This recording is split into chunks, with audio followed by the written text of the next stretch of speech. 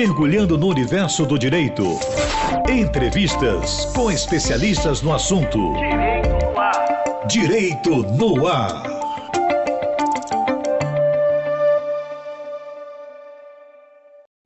No ar, Heraldo Moreira, comunicando.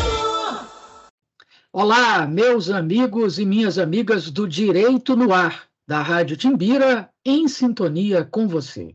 Hoje, aqui na gravação do nosso programa, iremos tratar do tema Panorama do Crime e a Missão da Polícia Judiciária.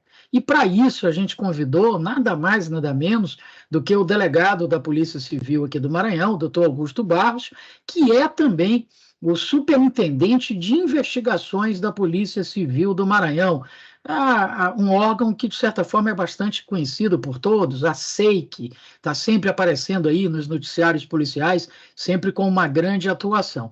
E vamos bater um papo aqui com o doutor Augusto sobre esse tema. Mas como é a sua primeira participação no nosso programa, doutor Augusto, eu tenho certeza que será a primeira de muitas. Tradicionalmente, nesse caso, na estreia do entrevistado, a gente procura conhecer um pouquinho mais da pessoa dele, da carreira dele, porque certamente a sua carreira, a sua trajetória, ela vai acabar servindo de inspiração para algumas pessoas que estão nos acompanhando. Então, doutor Augusto, por que o senhor escolheu ser delegado da Polícia Civil e qual foi o caminho que o senhor precisou percorrer para chegar até a realização desse desejo? Meu amigo Heraldo, obrigado pela oportunidade de falar a você e a sua audiência. É muito engraçada a pergunta, porque com o passar do tempo a gente enxerga que algumas pessoas acreditam fielmente que a missão policial é uma missão inata. A gente já nasce com aquele desejo de ser policial e, muito embora muitos amigos, muitos colegas assim o sejam, já desde sempre expuseram a vontade de se tornarem, né, policiais, não foi o meu caso. Este não foi o meu caso. Eu entrei para fazer direito na UFMA com o firme propósito de ser um advogado. Eu fui professor de inglês antes, no meu período universitário, e eu imaginava casar as duas possibilidades, fazer direito internacional, eventualmente portuário. O sonho era um sonho mais de grandeza, né? Fazer um escritório grande, mas os desafios vão nos tangenciando, né, na vida. E, no meu caso, eu iniciei trabalhando em escritórios, a convite de amigos, estagiando em escritórios, fui estagiário da Caixa Econômica, durante o meu período de universidade, eu fui bancário, trabalhei no Banco Real, eu dei aula no Selma durante um período de um ano, eu dei aula de inglês também, eu trabalhei no Ministério do Planejamento, Orçamento e Gestão, ali no Ministério da Fazenda, no Serviço do Patrimônio da União. Então, fui me virando, né, como oriundo da classe média, trabalhadora, lutadora. Mamãe já disse, você tem que trabalhar desde cedo. E comecei também trabalhando desde cedo. Enfim, meu plano era tornar-me advogado, né, talvez dono de uma banca que fosse movimentar milhões e aqueles sonhos meio, né, aqueles sonhos enormes do jovem. E, com o tempo, a gente vai se deparando com as agruras do trabalho, as dificuldades, o mercado, né? Nós aqui em São Luís do Maranhão, com uma economia que não é tão pujante quanto a de outros estados, então a gente se depara com esse mercado, esse cenário econômico que é muito desafiador. Então, trabalhei em um escritório, logo me formei, mudei para uma filial de um escritório grande de Minas Gerais, que abriu sucursal aqui, e, a partir daí, eu passei a alimentar meus planos mais ainda.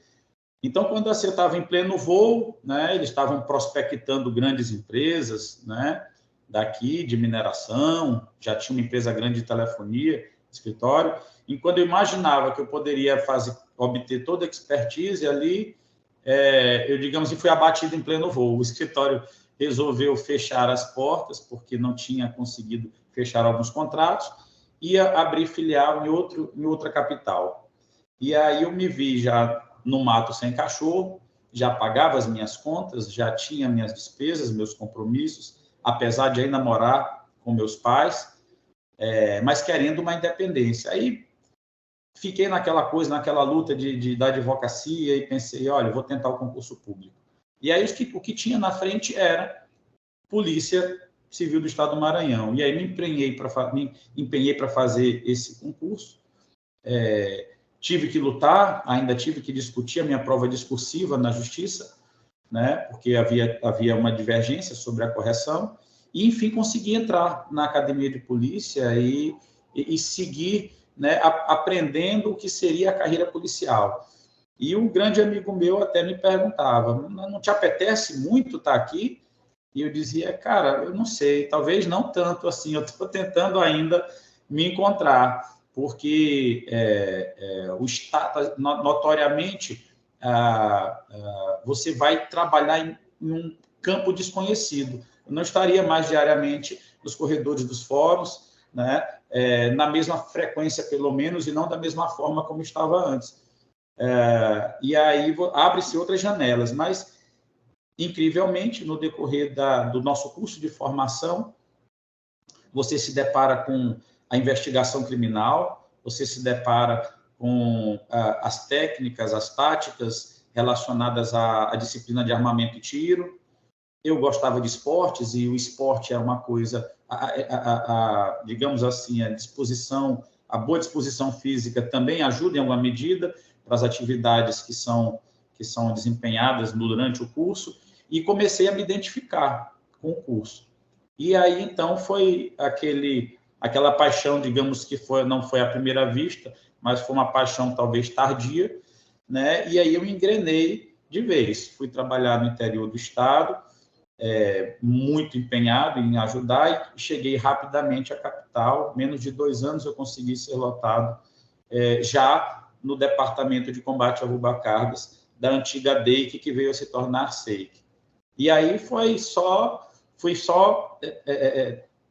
conhecendo mais sobre investigação criminal, conhecendo mais sobre operações táticas especiais, que é uma parte operacional da polícia. Passei também um bom tempo me dedicando a ele, e consegui me apaixonar por todas as áreas, porque, ao final das contas, eu tenho uma paixão pela investigação, como eu tenho uma paixão e uma curiosidade e uma necessidade de atualização permanente em relação às operações táticas. Tem um grupo aqui na SEIC que é dedicado exclusivamente a isso, e, obviamente, a gestão. Né? Com o passar do tempo, eu fui passando por cargos de gestão e vi que a habilidade investigativa ou a habilidade operacional não auxiliavam totalmente, né? Por sinal, muito pouco no que vem a ser a gestão de pessoas, no que vem a ser a própria atividade de gestão, de coordenação de equipes, né? E, eventualmente, até de ordenação de despesas, como cheguei a ser quando passei por alguns cargos na estrutura da Polícia Civil. Então, foi um périplo danado, e eu costumo dizer isso aos alunos dos cursos de formação. Eu sou instrutor da Academia de Polícia, e nas primeiras turmas eu costumo dizer isso, né? Não há uma fórmula fechada para o policial. As pessoas enxergam o policial de fora, imaginam que é aquela pessoa que foi formatada, que foi talhada, nascida para aquilo. E, na verdade, é uma formação permanente que abraça vários tipos diferentes de personalidade, vários tipos diferentes de ambições e capacidades técnicas de quem se propõe a ser um policial, especialmente hoje em dia, né, onde a tecnologia faz cada vez mais parte, as habilidades sociais também estão muito presentes, e a gente precisa desenvolver tudo isso, né? Então, a figura do policial exclusivamente rústico, ela vai, digamos assim, esmaecendo diante dos novos desafios que vêm sendo propostos. E isso tem uma parte muito boa, mas também tem uma parte ruim, porque o crime é violento, e nós precisamos que o nosso policial, ou que pelo menos uma parte do nosso efetivo, mantenha a capacidade de enfrentar diretamente essa violência das ruas. Eu não sei, Maravilha. estendi bastante, né? Falando de lá, não sei se eu pulei alguma coisa assim, mas Não, foi ótimo, porque o senhor acabou demonstrando que é um caminho, como todo caminho, né? Não é fácil, é trabalhoso para chegar até onde o senhor chegou. E o interessante, doutor Augusto, é que o senhor colocou aí que o policial, hoje, ele tem que ter pelo menos três dimensões, né? Aquela dimensão básica, que é ser capaz de atuar num momento de crise, numa operação tática, né? Num enfrentamento com a bandidagem, ou numa operação para prender um grupo de bandidos, enfim. O trabalho mais do dia a dia, porque as operações elas não acontecem todo dia, toda hora, até porque tem que ser planejadas, organizadas, estruturadas, porque senão não vão dar certo. Mas no dia a dia tem que atuar nos inquéritos, na investigação, na busca de informações, de provas, etc. E se quiser crescer profissionalmente, se não quiser ficar preso só a esse trabalho de polícia mesmo, tem que entender também de gestão e, consequentemente, de relacionamentos, para poder conseguir ocupar cargos e chefiar equipes, ter a confiabilidade de outros gestores que estão acima de si, enfim. isso mesmo. A exemplo do que acontece com a magistratura, por exemplo, estou fazendo um paralelo só porque a gente percebe que essa mudança também aconteceu lá na magistratura. Antes o juiz era só juiz, a única preocupação dele era pegar o processo e julgar. Hoje a gente sabe que ele tem que preencher um monte de relatórios, ele tem que atender a um monte de metas, ele tem que fazer parte de vários grupos e comissões, isso e aquilo, se ele quiser evoluir na carreira também. Quer dizer, me parece que isso é uma evolução natural de todas as carreiras, né, doutor Augusto? Ninguém é mais só isso. Ah, eu sou só delegado, eu sou só juiz. Não, eu tenho que ter outras habilidades, outras competências. Do contrário, eu vou ficar muito restrito, muito limitado. Essa leitura, o senhor acha que está correta? Ela está perfeita. É óbvio que tem sempre o lado bom e o lado ruim, né? A gente comenta que, às vezes, a busca cega por metas, ela compromete algumas outras áreas, né? Então, às vezes, a própria qualidade do trabalho, se for a ideia for produzir um número apenas. Então, tem que ter uma dialética muito forte entre o que é a produtividade e o que é a qualidade do trabalho entregue. Mas eu não tenho dúvida alguma que nós não temos como nos afastar mais, né, do entendimento do que são as metas de produtividade e como isso se comunica com a entrega do serviço público. Então, durante uma parte da minha carreira, eu fui delegado seccional, responsável pela área norte de São Luís, pegava uma faixa com várias delegacias e batalhões de polícia militar, e eu tinha que interagir com eles. E quando eu conversava com os colegas, e eu perguntava, eu chegava com os números de criminalidade da região, e chegava com os números do inquérito, de inquéritos lá do colega e tudo, e perguntava para ele, e às vezes o colega não tinha também a sensibilidade, dizia, não, pô, mas qual é a tua preocupação com isso aqui? Tudo. Eu digo, a minha preocupação é exatamente porque, gostando ou não, nós teremos que lidar com números. E quanto antes você entender, e todos nós entendermos, né, que nosso trabalho será lido também por números, mais cedo a gente começa a ajustar esses números. Então, no primeiro momento, como é uma quebra de paradigma, nós passamos também de executores a gestores, não há uma cobrança muito direta e efetiva, mas com o passar do tempo é o que acontece. Há tantos anos, esta delegacia de polícia, por exemplo, né, produz X inquéritos. Né? Então, já tinha condições de ter passado. A criminalidade é 2x, poderia estar produzindo parte disso como resultado. Né? E isso para todo lado. A análise da criminalidade local, o que a gente chama da análise ambiental, que é descobrir onde o crime está acontecendo, por data, local, né, hora, a faixa, a faixa etária, né, o perfil da vítima e do criminoso. Isso ajuda a direcionar os recursos de forma mais inteligente fazendo com que a gente evite um desperdício de energia com nossas equipes. Então, tudo isso faz parte hoje da visão de quem quer, de fato, entregar um trabalho melhor e ser visto pela instituição, né, com algum diferencial. Então, de fato, ainda o nosso produto, o nosso grande produto é a investigação criminal bem feita.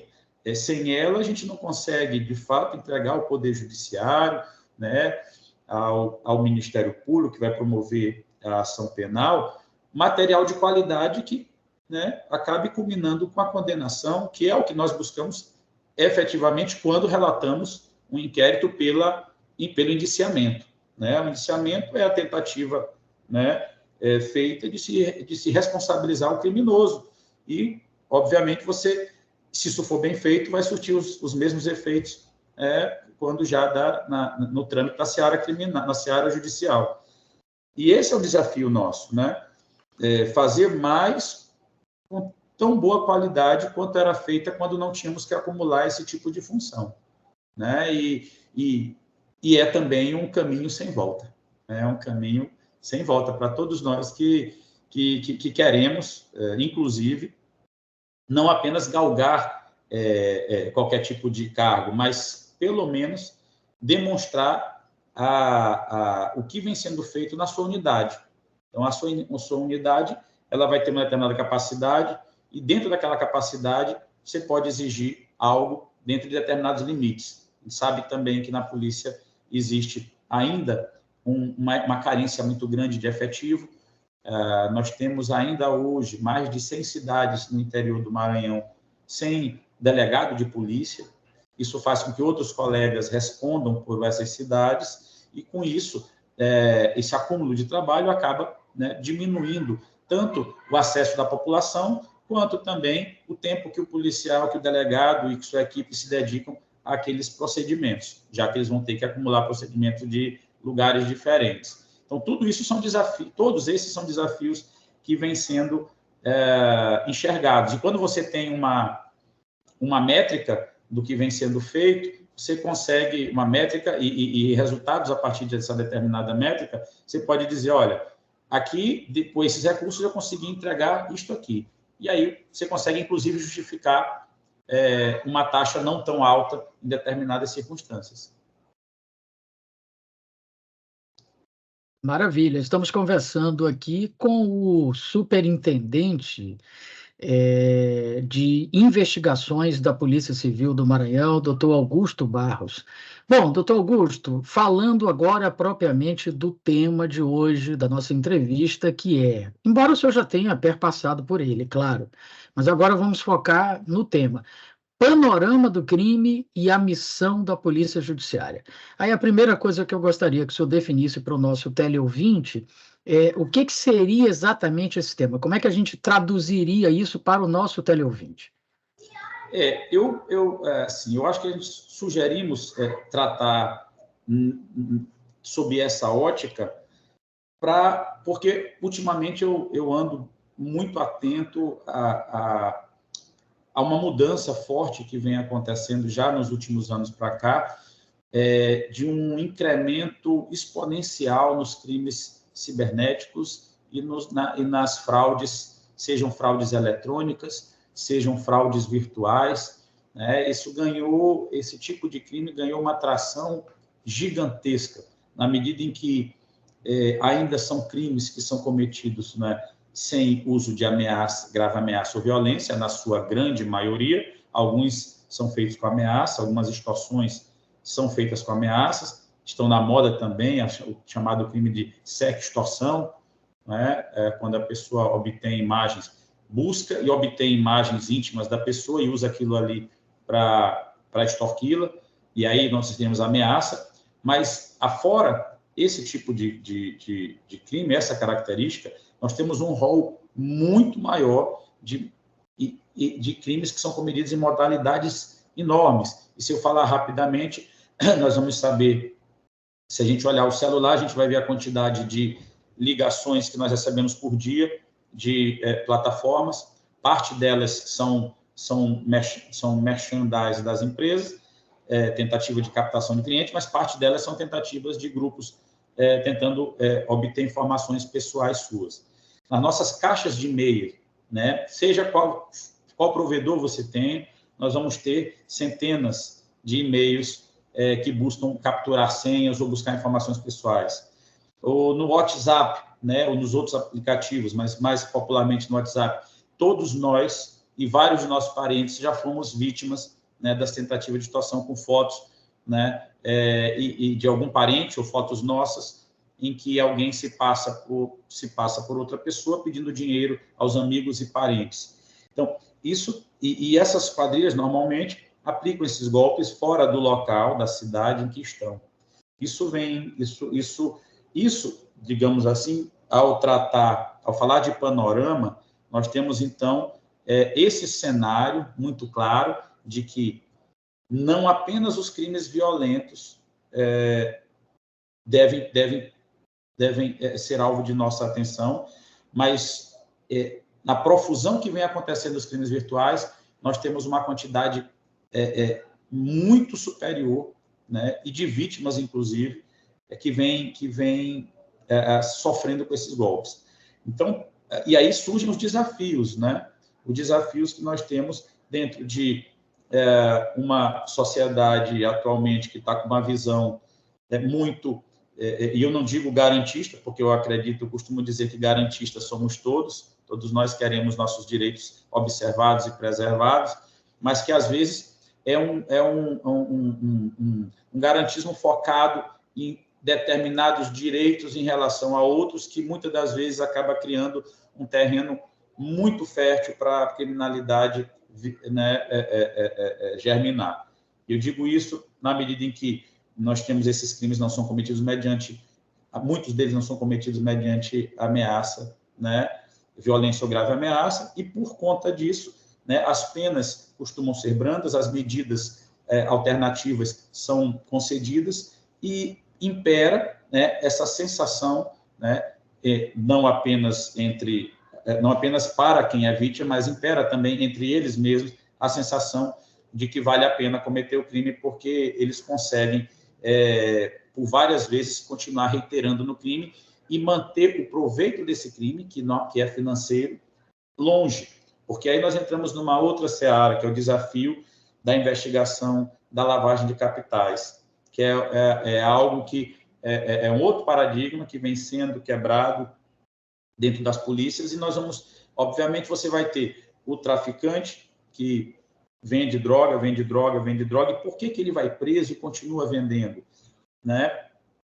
Ele continua vendendo porque, eventualmente, ele tem um acesso à comunicação em alguns presídios, eventualmente, ele tem alguém que fica movimentando o contato dele aonde ele morava antes de estar preso, e continua recebendo e vendendo, e aquele giro financeiro continua. A mesma lógica se aplica aos fraudadores virtuais, mas com outra diferença, né? A prisão não é uma realidade tão efetiva para eles.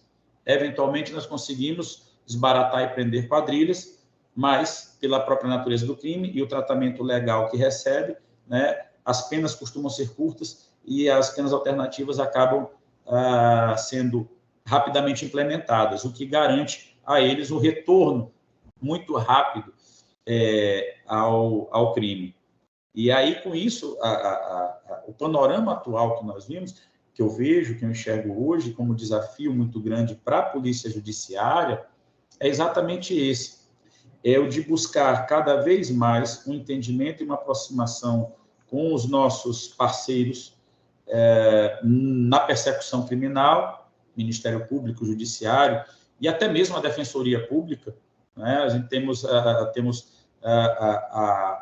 a necessidade de articular as ações no sentido de que o crime acabe, de fato, não compensando. Porque, na medida em que essas estruturas grandes e caras ao Estado não conseguem efetivamente levar... É óbvio que, quando a gente fala de judiciário, nós falamos de uma ampla gama de serviços, mas no que toca ao direito penal, que é a nossa área que nós trabalhamos, se não for entregue uma punição efetiva, se não for entregue, né, uma repressão dentro de todo o regramento, obviamente, dentro de ampla defesa do contraditório, se isso não acontecer de forma efetiva, nós estamos lidando com pessoas adultas que normalmente deliberam por seguir naquela conduta delitiva. Então, certamente, nós vamos ver aquela mesma pessoa continuando por muitos e muitos anos. E essa continuidade, né, carrega consigo familiares, carrega consigo pessoas que estão vendo o lucro que vem sendo obtido a partir do crime. Então, quando não sai caro, do ponto de vista da liberdade pessoal, a gente entende que o Estado falha em efetivamente reprimir e entregar à sociedade o que ela precisa, que é evitar que essas pessoas estejam em circulação. Toda medida protetiva, toda medida alternativa, né, ela requer um monitoramento, ela requer um acompanhamento que é muito delicado. E o Estado também tem uma estrutura frágil para fazer esse acompanhamento. Então, é óbvio, né, nós estamos medindo aí direitos, né, equilibrando aí os direitos, mas é fato que a sensação que nós temos hoje é que nós podemos pesar bastante, nós vamos ter que pesar bastante ainda a mão para poder levar ao criminoso, seja o virtual, seja outro, a sensação que, de fato, o Estado não vai tolerar as condutas criminosas. Então, no panorama atual, acho que esses são grandes desafios, né? Nós falamos aqui da tendência do crime atual, em termos de crescimento. Nós falamos dos desafios em relação ao efetivo e a necessidade de uma capacitação diferenciada. Eu não posso mais ter só o policial rústico, eu tenho que ter um policial hoje que vai ter que lidar com várias ferramentas avançadas de trabalho de grande massa de dados, né, o chamado Big Data. Um celular que é apreendido, ele vai oferecer, às vezes, 1 terabyte de informação em fotos, comunicações, mensagens, que requerem um tratamento muito específico para que o policial não fique 2 meses trabalhando um único celular, para poder tirar aquilo que vai ser a prova e vai ser entregue em um relatório à justiça para que ele receba a reprimenda que merece. Então, a capacitação, né, de qualidade e ampla e de qualidade também é um desafio muito grande que se apresenta hoje e que não se restringe aos órgãos especializados como a SEIC, que tem o Departamento de Combate a Crime Organizado, o Departamento de Combate a Crimes Cibernéticos, mas ela é um desafio hoje que está entregue para toda e qualquer delegacia de polícia. Toda e qualquer delegacia, para fazer uma investigação hoje, vai precisar interagir com as plataformas das redes sociais, né, e vai precisar também ter o mínimo de condições de fazer extração de dados de aparelhos celulares, concatenar, organizar e trabalhar essas informações para produzir um relatório. Então, o desafio está posto e é para ontem, né? Precisamos muito, né, de dar muitos passos adiante para equilibrar esse descompasso que existe aí hoje entre o que há disponível para o crime, né, em tecnologia, e os mecanismos e pessoal que nós temos hoje para dar combate a esse tipo de crime. Acho que esse é um panorama básico, né? Eu centrei muito, doutor Heraldo, aqui na parte virtual, mas olhando para a criminalidade violenta, nós temos algo que só pode ser comparável a um câncer, que é a atuação das facções que aumentam em proporção, né, como que em uma metástase mesmo, de forma muito agressiva, e por todo o país, e os mecanismos também de combate dependem, né, de um ajuste muito fino entre as polícias militares, judiciários, né, Ministério Público e Judiciário, porque a qualidade, o que a gente vê é um aprimoramento, uma sofisticação maior do crime também em regiões mais, digamos assim, afastadas, que antes não tinham presença desse tipo, desse modo de atuação. Se nós formos observar hoje pequenas cidades do Estado, nós vamos ver que há uma criminalidade que já se identifica como parte de uma facção criminosa, que obedece ordens de um comando descentralizado, que não é na região, mas que tem uma divisão de funções lá, que visa promover o quê? Normalmente, né, a exploração do tráfico de drogas com a segurança devida. E para que isso aconteça, ele vai ter que criar uma rede de segurança para que o próprio tráfico funcione, para manter o território, para defender esse território de outros inimigos faccionados, de outros grupos, né, e para manter a venda de uma droga que vem, né, normalmente de outros países ou até e também de outras partes do país.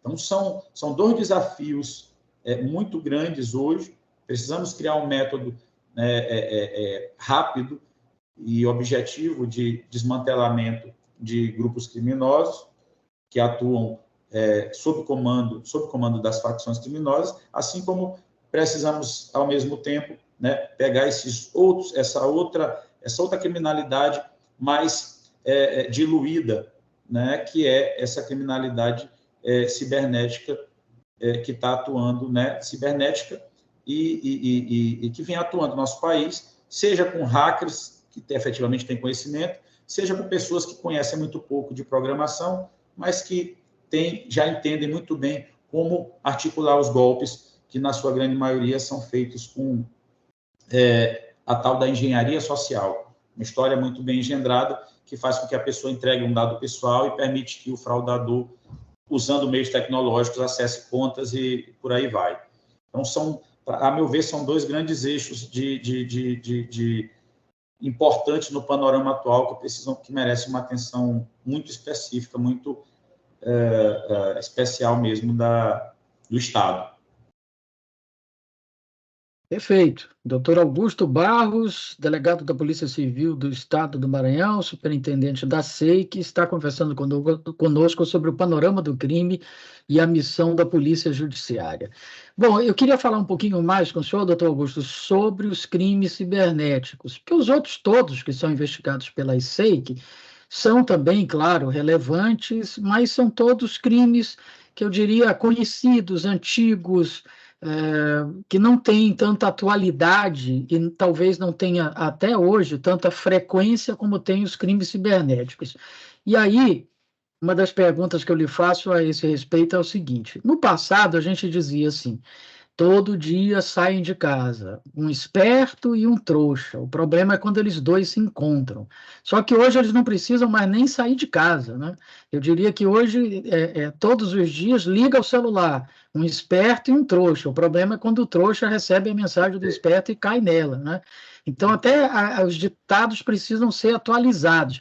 Mas um assunto que chamou muito atenção recentemente aqui no Maranhão, não sei se em outros estados também, foi um desses golpes dados pela internet que ficou conhecido como o jogo do tigre, e que a sua superintendência teve uma participação importante aí na investigação desse aspecto. Eu queria que o senhor, se possível, falasse um pouquinho sobre isso. Perfeito. De fato, o Maranhão abriu caminho, né, nessa investigação que não havia sido feita em nenhum estado do país.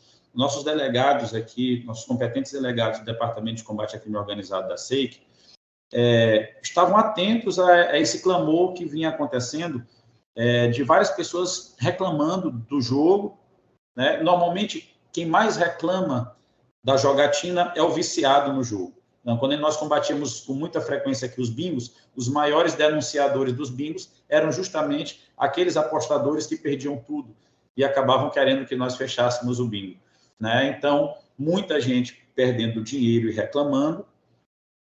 Ocorreram suicídios no interior que foram atribuídos né, a perdas financeiras. Isso não é confirmado, mas existiu o relato de que 2 pessoas, uma teria vendido um carro, outra teria perdido uma herança, apostando nesse jogo do Tigre. Nós tínhamos um deputado também acabou subindo à tribuna e falando, expondo essa situação que vinha acontecendo. E nós sentamos para discutir aqui na SEIC as possibilidades. Tem como fazer alguma coisa em relação a isso? Não tem. E, de fato, o que nós temos aí? No nosso país, a jogatina ela é proibida. Nós sabemos que nós convivemos eventualmente com o jogo do bicho, com outro jogo que está ali espalhado, mas é tudo proibido, e são contravenções penais. Ocorre que o jogo do Tigre, que é um caça-níquel instalado no celular, ele acaba sendo disponibilizado para cada cidadão que queira baixá-lo. E, infelizmente, o que as investigações preliminares indicam é que o sistema do jogo ele roda em servidores instalados até fora do país, nos impossibilitando de responsabilizar diretamente aquele que mais lucra com a plataforma do jogo. Mas nós estamos sofrendo os efeitos aqui, no Maranhão, né, que era o caso. Nós estamos sofrendo os efeitos das pessoas que reclamavam que estavam tendo acesso àquilo. É um ilícito que vem sendo cometido debaixo dos nossos olhos, e eu costumo dizer que o bom policial se coça quando ele vê algo do tipo na frente, ele quer dar algum tipo de combate àquilo. Então, nós estudamos as possibilidades e pensamos, bom, o que dá para fazer? Já vamos tentar umas medidas aqui. O que acontece? Nós descobrimos que os influenciadores digitais estavam recebendo grandes quantidades de dinheiro para promover esses jogos, e por isso eles estavam ganhando tanto público, né, apostador. E, poxa, mas esses caras estão lucrando com isso. Nós descobrimos posteriormente grandes movimentações financeiras feitas por alguns deles. A principal influenciadora movimentou mais de 8 milhões de reais. Quando fizemos uma operação na qual foi apreendido 700 mil reais em conta corrente, desfizemos um negócio que estava sendo feito ali na compra de um Porsche de 600 mil reais.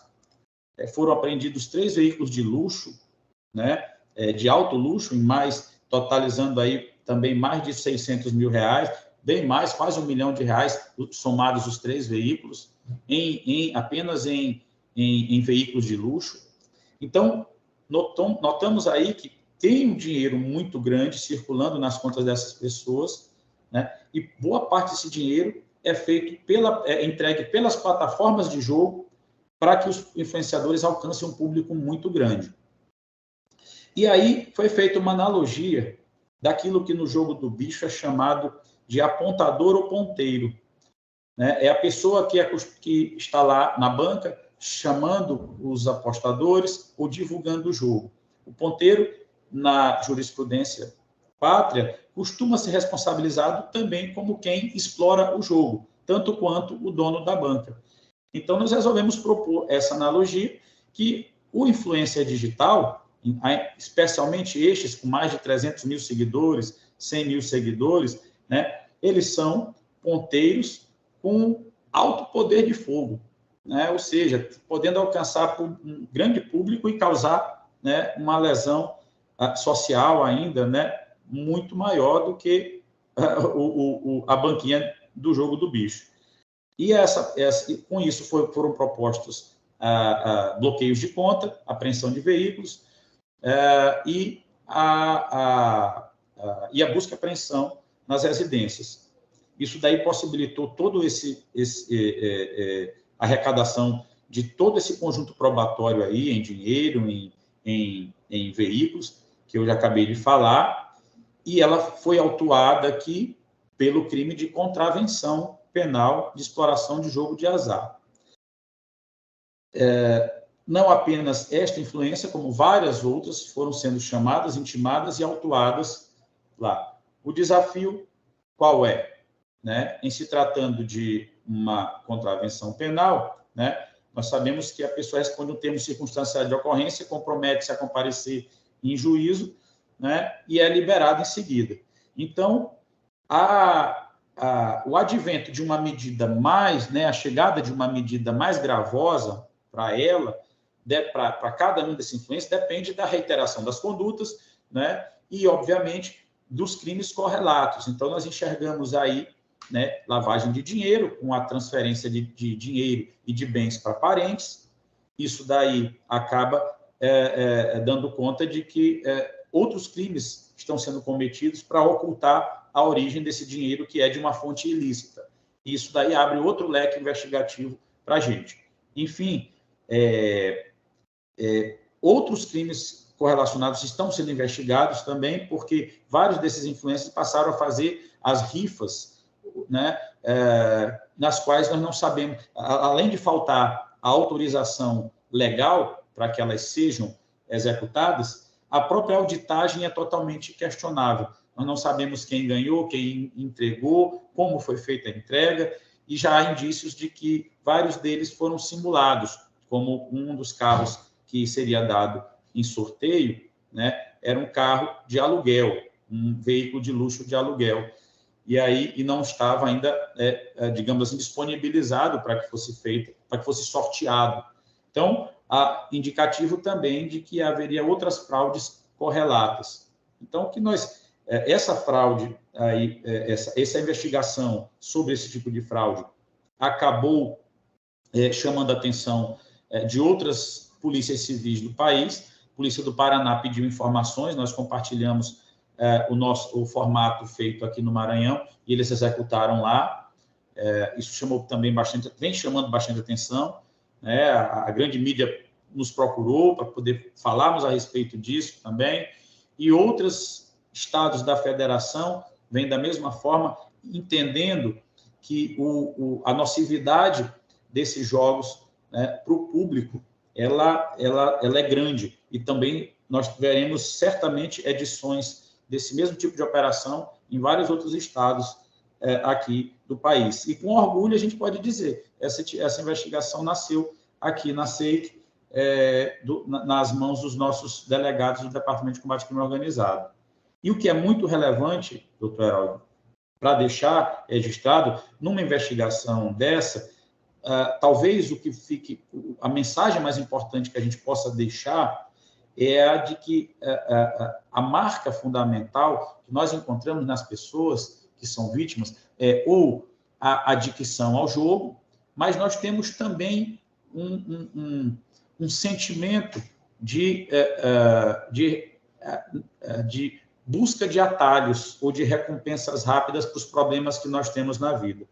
Então, eu tenho sempre tentado dizer nas entrevistas, né, toda vez que eu tenho um público para falar, que toda vez que você se sentir demasiadamente ambicioso, né, demasiadamente assustado, né, ou demasiadamente curioso, dê uma parada e veja se o que está te deixando assim, por que está te deixando assim, e se faz sentido você tomar o ato, adotar o ato que você está querendo tomar. Porque, basicamente, são os 3 gatilhos principais que fazem as pessoas transferirem dinheiro para um estranho, apostarem, né, o medo de que alguma coisa errada esteja acontecendo, você fica tomado pelo medo, e às vezes evita de ligar para a pessoa que estaria sequestrada, no caso do golpe do sequestro.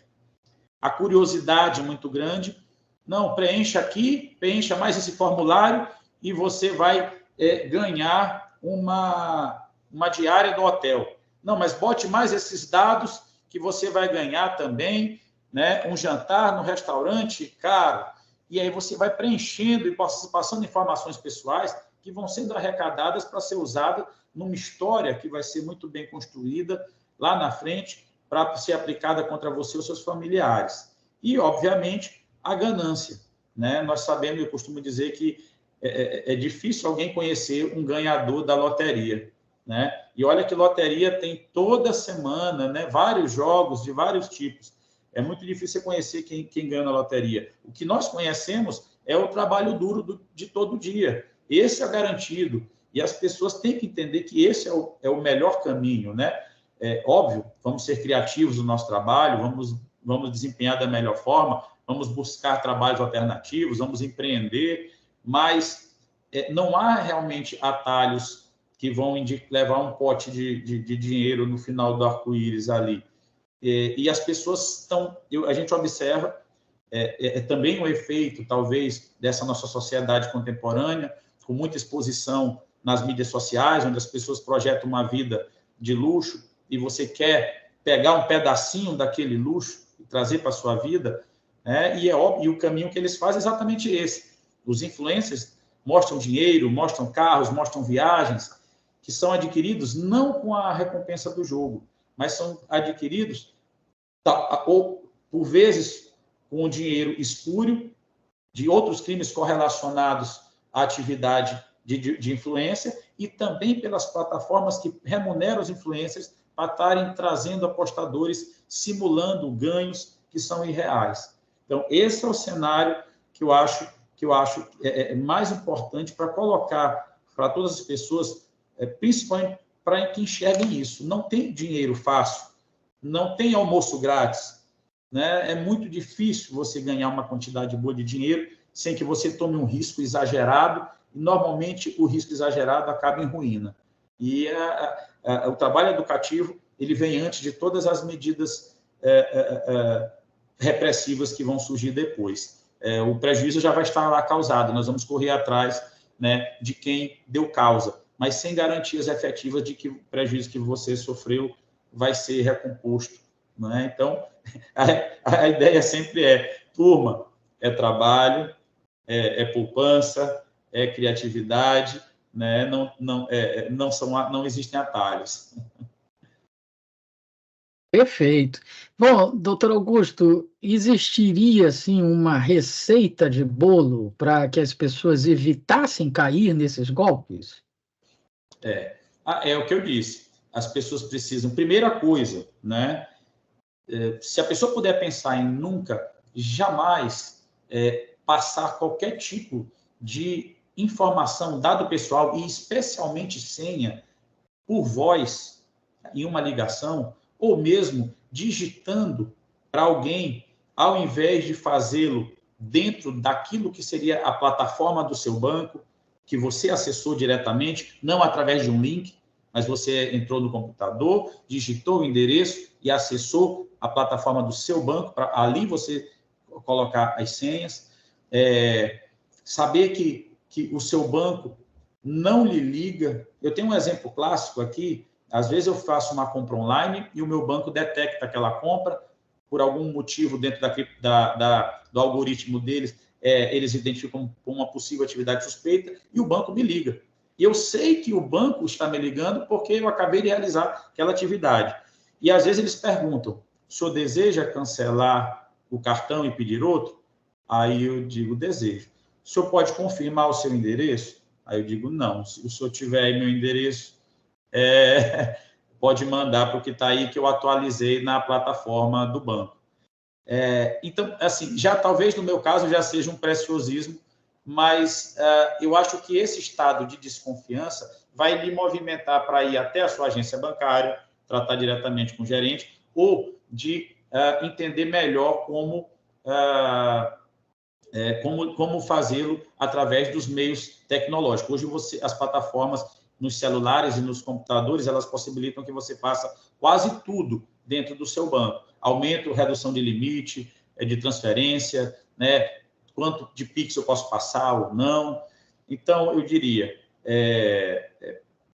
foco naquelas três coisas, sempre que a ganância, o medo ou a curiosidade forem muito grandes, você detectar aquilo ali que está te movendo, pare, desligue o telefone se você estiver falando com alguém. Não existe nenhuma promoção que seja imperdível. Às vezes, sempre o criminoso trabalha com a compressão do tempo. Não, olha, se não der agora, você vai perder, a oportunidade é essa, são as últimas unidades, ou então essa promoção encerra daqui a 2 horas, né? Até a mídia normal usa esse expediente, eles botam um cronômetro, a promoção encerra em tantos minutos, né? E o criminoso usa os mesmos expedientes também. Então, tem muito a fórmula principal, atenção ao medo, ganância e curiosidade, né? Ninguém vai bater na sua porta para lhe dar dinheiro. Entenda isso, ninguém bate na nossa porta para nos dar dinheiro. Normalmente, o dinheiro que nós ganhamos é fruto ou da venda de algo, ou do nosso salário, alguma coisa que foi criada. Não existe ninguém, nenhuma instituição distribuindo dinheiro aleatoriamente aí para o cidadão. E aí você tem que entender que normalmente o que está do outro lado da porta ou do telefone é um criminoso. Né? E como os crimes assumem vários formatos diferentes, eu estou muito assustado que pode ser um parente meu que está na estrada agora com o pneu furado, é uma das modalidades de fraude, e está com o carro quebrado e está me pedindo. Quem é meu parente? Aí aquele primo que eu não vejo há muito tempo e disse, tio, tia, estou chegando aí, mas o carro quebrou. Aí quando ele fala tio ou tia, você fala automaticamente o nome do sobrinho que você imagina que está falando com você. E a partir daquele momento, é ele que está do outro lado, porque ele vai dizer, sou eu, fulano que está aqui. Né? Tia, dá para mandar R$ 1.500 aí rapidinho para consertar o carro aqui, que eu estou sem cartão, estou sem área, tal. E aí você para e não quer passar, às vezes, por avarento, né? Não quer passar por, né? Fica constrangido, né? Ou então ama demais o parente e quer rapidamente resolver. Então, a ideia é, mexeu com dinheiro, toda vez que falou, mexeu com dinheiro, vou ter que movimentar dinheiro. Você dá aquela parada e faz uma segunda checagem. Tá? Se é meu primo fulano que está vindo lá de Cabrobó, eu vou ligar para o meu irmão, para o meu tio, para o meu parente lá em Cabrobó, para saber se de fato ele está na estrada vindo para cá. E aí você faz a ligação e normalmente você vai comprovar que o seu filho às vezes vai estar na faculdade, não está atendendo o telefone, não está sequestrado, que não tem parente nenhum, que seu parente que você imagina está lá, cuidando da vida dele, né? Que a promoção que ligaram agora oferecendo, né? Se você entrar no site para poder pesquisar e verificar se, de fato, aquela promoção está no site oficial da empresa, se ela está ali mesmo. Tem muito, né? O pessoal às vezes, promoção de passagem, R$200 daqui para São Paulo. Você, poxa, a passagem é R$1.500 para São Paulo. Eu vou comprar rápido para não perder. E aí você está diante da ganância e não fez a dupla checagem, né, de entrar no site da empresa e fazer a busca. E quando eu digo olhar o site, é com todo o cuidado do mundo, porque as quadrilhas vêm duplicando sites. Um serviço importante que se diga agora, foi recentemente, nós recebemos denúncia, foi duplicado um site da Equatorial, que é a prestadora concessionária de energia elétrica. Então, todos aqueles que não entrem por links no site da concessionária, vá lá, digite, se você precisar buscar informação, tirar uma conta, porque eles estavam gerando boletos que revertiam para o fraudador dentro de um site que mimetizava o site, né, da empresa concessionária de energia. Então, mas normalmente, o que acontece? Eles fazem um anúncio. Então, não basta dar o Google, botar o nome da concessionária, dar o Google, esperar, porque às vezes eles colocam um anúncio que sai antes do nome da própria empresa. Então, você tem que checar o endereço da empresa, se é o endereço que está lá escrito direitinho. E aí você faz as checagens. E quando for fazer o pagamento do seu boleto, verifique quem é o beneficiário do boleto. A empresa, o beneficiário do boleto é a empresa, naquele CNPJ da empresa que você pode consultar na mesma hora. Se aparecer João, Maria, Cláudia, quem quer que seja, não é a empresa. Ela não vai receber em nome dessas pessoas, de terceiros, vai receber em nome do CNPJ da empresa. Então, se nós fôssemos tratar aqui hoje, né, da quantidade, das modalidades de golpe, certamente nós ficaríamos aqui, eu acho que é matéria para muito programa, doutor Heraldo, porque realmente são muitos tipos diferentes de golpes e eles vão se aprimorando e modificando a cada dia, né? Tem muito a se falar a respeito disso, né? O golpe da sextorção, né? Muita gente cai também, de A a Z, do pobre ao rico, né? Autoridades, todo mundo cai nesse golpe, porque é a mensagem do que seria uma garota bonita se insinuando para a pessoa que recebe, e aí pede imagens íntimas, manda imagens íntimas que não são exatamente da pessoa que está do outro lado. E quando a pessoa manda, se expõe, aí começa a chantagem. Esse é um outro golpe que vem sendo feito bastante, tem feito muitas vítimas também. E, eventualmente, nós conseguimos prender, tem muita gente no Sul aplicando golpe aqui no Maranhão. Eles pegam bem distantes, né? E esse golpe também outra coisa que pode, talvez, ajudar o seu público a sequência desse golpe é a seguinte: a pessoa chega uma foto de uma pessoa, de uma menina bonita, se insinuando e mandando fotos íntimas, pedindo que você mande outras. Na sequência, depois de algum tempo, aparece quem seria o marido ou o pai dessa pessoa, descobrindo aquilo ali e dizendo que você, né, vai ser responsabilizado por aquilo, porque aquela pessoa é menor de idade, né? E aí a pessoa pede esse dinheiro para poder custear tratamento psicológico ou para poder não procurar as autoridades, e aí a pessoa começa a pagar. Daqui a pouco aparece a figura do delegado de polícia, né, que procura por um outro número, com o timbre da polícia de algum estado do país, no WhatsApp. A pessoa olha no WhatsApp, não, é da polícia mesmo, né? E ele diz: olha, você vai ter que... Nós estamos tentando fazer uma composição aqui, né, que não se faz, obviamente, nas delegacias. Estamos tentando ajeitar aqui para que a coisa não vá para frente. E aí a extorsão continua enquanto a pessoa tiver dinheiro no bolso e não desconfiar do que está acontecendo. Então, muita gente já caiu nesse golpe e continua caindo. É importante a explicação da dinâmica de como se desenvolve esse crime. Talvez ajude o pessoal, seu público, né, a evitar esse problema. Tem muita coisa, Terra. Eu imagino. Até amanhã. Eu imagino, doutor Augusto. Mas, infelizmente, para hoje é o que tínhamos. O nosso tempo acabou.